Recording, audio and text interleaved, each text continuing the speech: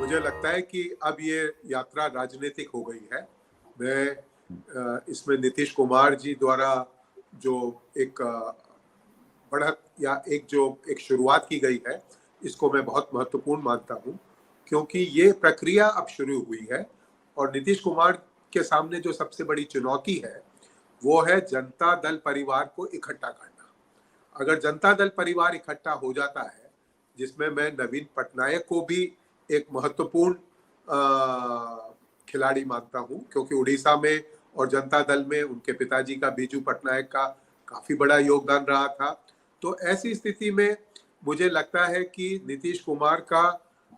राहुल गांधी को समर्थन करना और क्योंकि अब समय बहुत कम है और मैं ये भी मानता हूं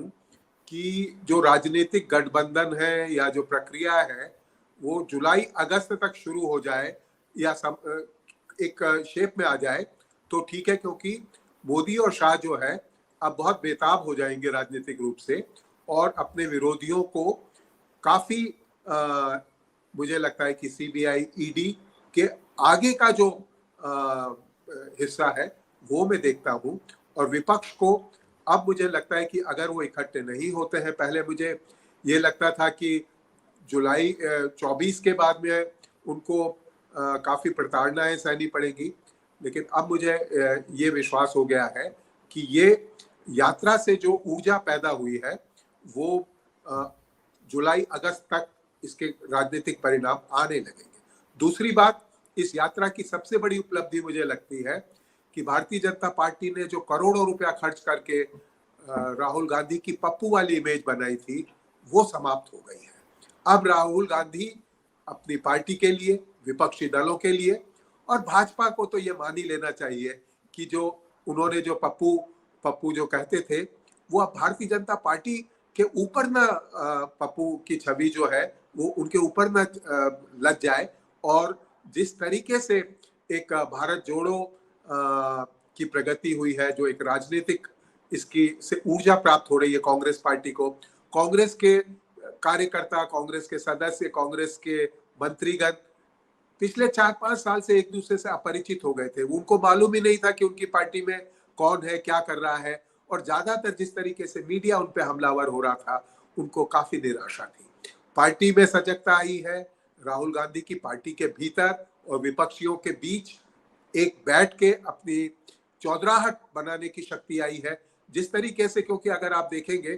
कि जो विपक्षी एकता है वो 2 बार बड़ी सफल हुई है, एक तो 67 में और 77 में। तो 77 में जो छोटा मोटा भी कार्यकर्ता होता था, वो जो जेल से आया था, वो बड़े गर्व से बड़े बड़े लोगों को कहता था हम जेल से आए हैं, तुम चुप रहो, हम ज्यादा जानते हैं। तो इसी तरीके से जो भारत यात्रा में जो भाग ले रहे हैं, भारत यात्रा से जो ऊर्जा पैदा हुई है, तो राहुल गांधी के लिए ये मुझे लगता है कि एक बहुत बड़ा राजनीतिक बदलाव है उनके लिए। और साथ ही साथ जैसे हरजिंदर जी ने कहा अखिलेश जी वाला, मुझे लगता है कि राहुल गांधी को थोड़ी राजनीतिक चालाकी भी रखनी चाहिए। उनको अब केवल अखिलेश के सहारे ही ये राजनीति नहीं करनी चाहिए। वो अगर बहन जी को भी अगर मैसेज देते हैं और बहन जी अगर इन दोनों के बीच में वापस से आ जाती हैं,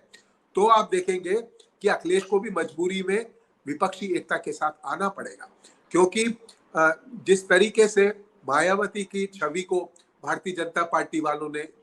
धूमिल कर दिया है, ध्वस्त कर दिया है, मैं तो उनको भी राहुल गांधी की कैटेगरी में ही रखना चाहता हूं। जिस तरीके से भारतीय जनता पार्टी उनके साथ व्यवहार कर रही है, लगता है कि उनको एक महिला राहुल गांधी मिल गई है जिसके साथ वो जो भी चाहे बकवास कर सकते हैं। तो ऐसी स्थिति में राहुल गांधी, जैसे 67 में डॉक्टर लोहिया थे, 77 में चंद्रशेखर जी थे, और इसमें मुझे लगता है कि ये जो एकता पैदा होगी वो नीतीश कुमार के द्वारा पैदा होगी, और नीतीश कुमार जो है वो इसके एंकर बनेंगे। क्योंकि सबसे बड़ी बात ये हो रही है कि अगर जनता पार्टी के सब पुराने सदस्य इकट्ठे हो जाते हैं, जो एक कठिन काम है, मैं उसको उत्तर प्रदेश और बिहार में इतना आसान नहीं मानता हूं, तो उसके बाद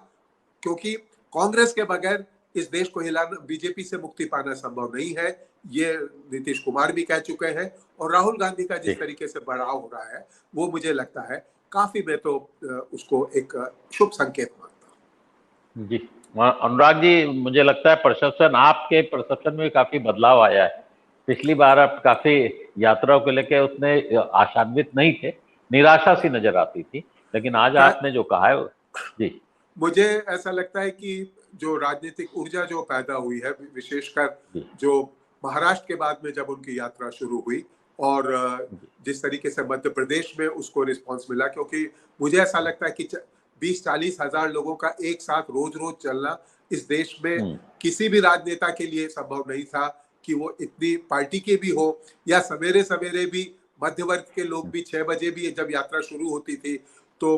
खड़े हो जाते थे, उनको देखने में एक आतुरता होती थी। और सबसे बड़ी बात यह है कि वो हिंदुस्तान के दिल के को जोड़ रहे हैं, क्योंकि जिस तरीके से नफरत की राजनीति चल रही है वो बड़ी ही जी भयावह है, वो टूट के कगार की है। इसलिए मुझे लगता है बिल्कुल कि जब नीतीश कुमार और बिल्कुल समाजवादी विचार के लोग बाग आएंगे तो इस जी कांग्रेस और समाजवाद का एक नया रिश्ता पैदा